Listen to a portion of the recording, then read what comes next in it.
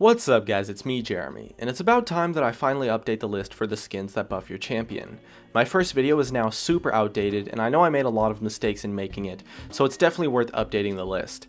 And before you get skeptical and say that it's impossible for a skin to buff your champion, note that the buff that you get from these skins is extremely small and only has a really small impact on the gameplay. But I do think that the impact on the gameplay is definitely still there, and I'll go over why for each skin, so please approach this video with an open mind.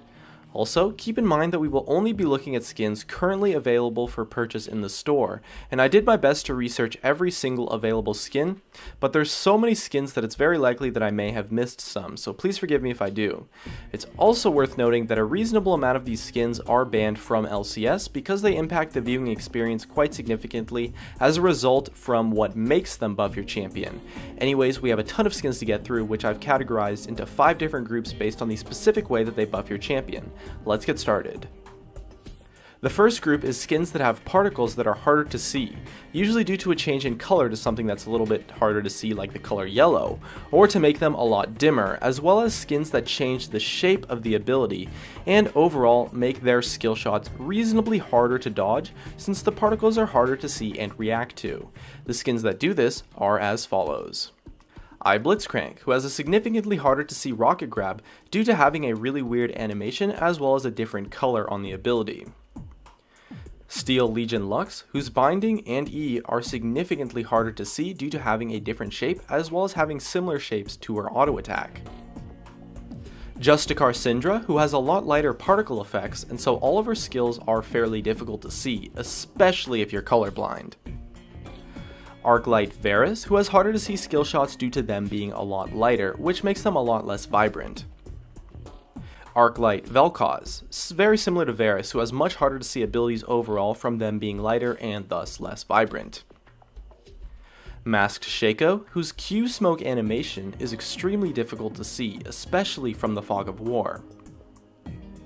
Dark Valkyrie Diana, who has a much darker Q animation. Hired Gun Lucian, who has much harder to see colors on his abilities.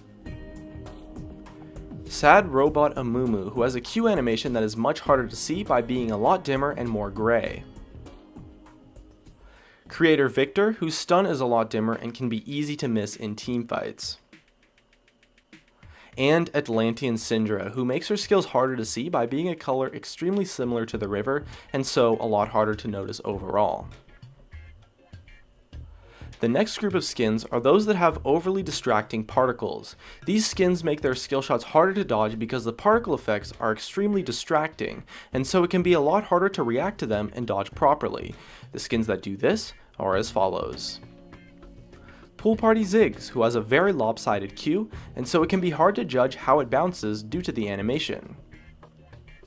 Surprise Party Amumu, who has an extremely distracting Q animation due to the wind-up. And Dragon Wing Corki, whose projectiles have a lot more particle effects and so are extremely distracting when they land and can help hide other animations for your team. The next group is skins that change the animations of their skill shots to be much thinner or generally smaller. Since these skins, of course, don't change the hitbox, having the animation be smaller can cause your opponent to underestimate how much room they need to dodge, since the animation is a lot less representative of the hitbox, and thus makes the skill shot a little bit harder to dodge.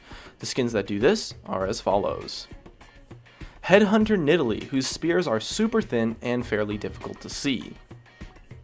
Battlecast Alpha Skarner, who has a much smaller Q radius and a thinner E. Popstar Ari, who has a much thinner Q animation. Pool Party Mundo, who also has a much thinner Q animation. Pool Party Lulu, who once again has a thinner Q animation. Ice Drake Shyvana, who has a much thinner E animation. Bear Cavalry Sejuani, who has a much thinner ultimate animation. Warrior Princess Sivir, who has a thinner Q animation. Giant Enemy Crab God, who has a much smaller and harder to see Q animation. Pool Party Lee Sin, who has a reasonably differently shaped and thinner Q animation. Death Blossom Elise, who has a thinner cocoon projectile. Pentakill Olaf, who has a thinner axe projectile. Pool Party Graves, who has a thinner Q animation. Forsaken Jace, who has a much thinner Q and EQ combo animation. And Battlecast Vel'Koz, who has a thinner ultimate and a reasonably distracting animation on his Q as well. The next group of skins improve the auto attack animations of the champion to be much smoother and thus tend to be a lot easier to CS with compared to other skins. The skins that do this are as follows. Bloodlord Vladimir, who has smoother auto attacks. Foxfire Ahri, who also has smoother auto attacks. And Mafia Graves, who has a more vibrant sound for auto attacks and a smoother animation. And the fifth and final group of skins that buff your champion are skins that give you a better indicator of some part of the champion's kit and thus are easier to understand what is going on with and often easier to use as a whole. The skins that do this are as follows. Arcade Sona, who makes it easier to see the debuffs she applies on enemies while also having a smaller ultimate width and smoother auto attacks overall. Woad Scout Quinn, who makes the dim passive indicator a lot brighter and easier to see.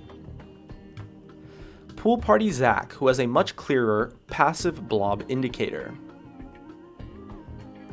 Pool Party Draven, who has a clearer axe indicator. Sandstorm Echo, who has a much easier to see passive indicator. And that covers all of the skins that I found buff your champion. Hopefully I didn't miss too many, and if the list changes dramatically or if I missed a lot of champions, I'll be sure to make a part 2 of this video in the future. And that just about wraps it up. If you enjoyed the video, make sure to hit that like button and subscribe to help support me, as well as you can check out some of my other videos on the screen too. Thanks for watching, and I'll see you guys next time.